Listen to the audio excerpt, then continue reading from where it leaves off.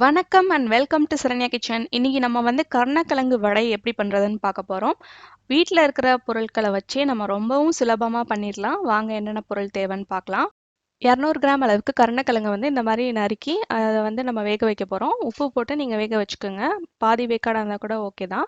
அதே மாதிரி ஒரு பெரிய வெங்காயத்தை சின்ன சின்ன துண்டுகளாக நறுக்கி வச்சுக்கோங்க. பூண்டு பல், அதுக்கப்புறம் வந்து ரெட் சில்லி பவுடர், அப்புறம் காரத்துக்கு தகுந்தாப்புல பச்சை மிளகாய், 1 டேபிள் ஸ்பூன் அளவுக்கு கார்ன்ஃப்ளவர், 1/3 கப் வந்து கடலை மாவு, அப்புறம் கொத்தமல்லி கருவேப்பிலை வந்து சின்ன சின்ன பீஸாக நறுக்கி எடுத்து வச்சுக்கோங்க. அவ்வளோதான் தேவையான பொருள். வாங்க எப்படி பண்ணுறதுன்னு பார்க்கலாம். ஃபஸ்ட்டு நம்ம கருணக்கிழங்கு வந்து மிக்சியில் நல்லா நைஸாக அரைச்சிக்கலாம். அரைச்சி வச்ச கருணக்கிழங்கு பேஸ்ட்டை வந்து ஒரு பவுலுக்கு ட்ரான்ஸ்ஃபர் பண்ணிடலாம். இப்போ நம்ம அதில் வந்து ஒரு பெரிய வெங்காயம் சின்ன சின்னதாக நறுக்குனதை நம்ம சேர்த்துக்கலாம்.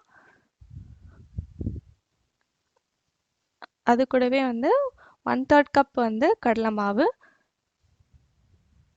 அப்புறம் பச்சை மிளகாய், மிளகாத்தூள், கருவேப்பிலை, கொத்தமல்லி, பூண்டு பல் எல்லாத்தையும் சேர்த்துக்கலாம்.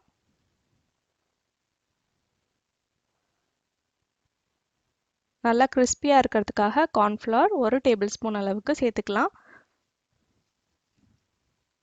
தேவையான அளவுக்கு உப்பு போட்டுக்கலாம். இப்போ நம்ம எல்லாத்தையும் சேர்த்து நல்லா மிக்ஸ் பண்ணிக்கலாம்.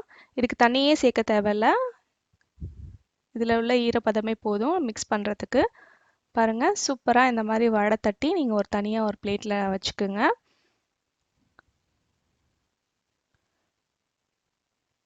இந்த மாதிரி வச்சுக்கிட்டிங்கன்னா நீங்கள் எண்ணெயில் பொரிக்கும் போது ஈஸியாக நம்ம போட்டு எடுத்துடலாம்.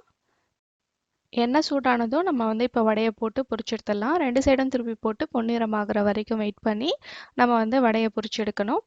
இந்த ஃப்ளேம் வந்து நம்ம எப்போவுமே மீடியமில் தான் வைக்கணும். அப்போ தான் வந்து நல்லா உள்ளுக்கும் வந்து வேகும். ஸோ வந்து வெளியில் மட்டும் கிறிஸ்பியாக இல்லாமல் உள்ளாரையும் வந்து நல்லா வெந்திருக்கும் வடை. அதனால மீடியமான ஃப்ளேம்லேயே வச்சுக்கோங்க. இப்போ நம்மளோட கருணக்கிழங்கு வடை வந்து சூப்பராக ரெடி ஆகிடுச்சு. இதே மாதிரி மீதமுள்ள வடையும் நம்ம போட்டு எடுத்துடலாம்.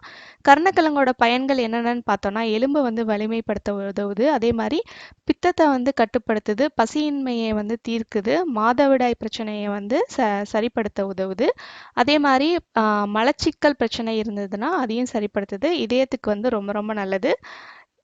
ஸோ வந்து கண்டிப்பாக இந்த ரெசிபியை நீங்கள் ட்ரை பண்ணி பாருங்கள். ட்ரை பண்ணி பார்த்துட்டு உங்களோட ஃபீட்பேக் கமெண்ட் எனக்கு சொல்லுங்கள். நன்றி. இந்த வீடியோ உங்களுக்கு பிடிச்சிருந்ததுன்னா உங்கள் ஃப்ரெண்ட்ஸ் அண்ட் ஃபேமிலி கூட ஷேர் பண்ணுங்கள். மறக்காமல் சரண்யா கிச்சனை சப்ஸ்கிரைப் பண்ணுங்கள். கூடவே பெல் பட்டனையும் ப்ரெஸ் பண்ணிவிட்டு அதில் ஆலுங்கிற ஆப்ஷனை கிளிக் பண்ணுங்கள். இந்த நாள் இனிய நாளாக வாழ்த்துக்கள். நன்றி.